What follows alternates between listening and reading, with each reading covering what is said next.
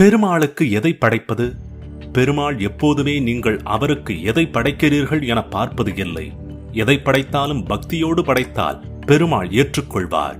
கீதையில் கூட கண்ணன் இலை, மலர், பழம், நீர் முதலியவற்றை தூய பக்தியுடன் பலனை எதிர்பாராமல் அன்புள்ளத்துடன் எவன் அளிக்கின்றானோ அதை நான் அருந்துகிறேன் என்கிறார். ஆனாலும் மகாவிஷ்ணுவை நெல்லி வைத்து வழிபடுவது கூடுதல் சிறப்பாக புராணங்களில் விளக்கப்பட்டுள்ளது.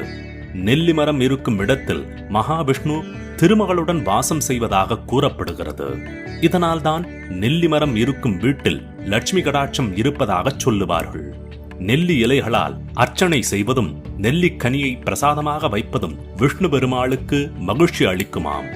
பிரம்மனால் உருவாக்கப்பட்ட நெல்லி மரத்தை வெள்ளிக்கிழமைகள், அமாவாசைகள், ஏகாதசி நாட்கள் தோறும் சுற்றி வந்து வழிபட்டால் பெருமாளின் அனுக்கிரகத்துடன் லட்சுமி கடாட்சமும் கிடைக்கும் என்பது நம்பிக்கை.